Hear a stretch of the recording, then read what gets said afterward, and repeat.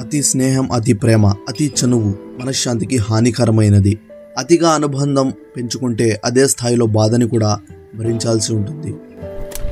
పరిచయానికి మాటలు అక్కర్లేదు, చిన్న చిరునవ్వు ఉంటే చాలు. మంచితనానికి డబ్బుతో పని లేదు, మంచి మనసు ఉంటే చాలు. భయం ఒక్క క్షణం ఉంటుంది, కోపం ఒక్క గంట ఉంటుంది, బాధ ఒక్క రోజు ఉంటుంది, కానీ ప్రేమ మాత్రం ప్రాణం పోయే వరకు ఉంటుంది.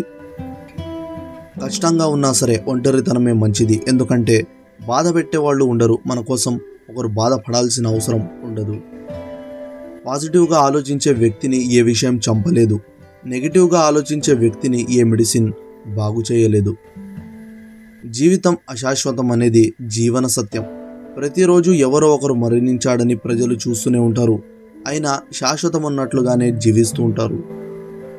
కోపంతో మాట్లాడేవారు బ్రతకడానికి దారి చూపిస్తారు, అదే నవ్వుతో మాట్లాడేవారు గొంతు కోసే వరకు తెలియదు. మనిషి సర్వనాశనం అవ్వటానికి చెడు అలవాట్లు మాత్రమే కాదు, అతి మంచితనం ఉన్నా కూడా సరిపోతుంది.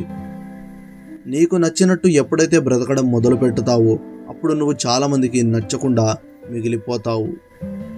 మనతో కలిసి ఉండాలి అనుకునేవారు మనల్ని అర్థం చేసుకోవడానికి ప్రయత్నిస్తారు, అదే వదిలించుకోవాలి అనుకునేవారు మనల్ని బాధపెట్టి దూరం చేసుకోవడానికి ప్రయత్నిస్తారు.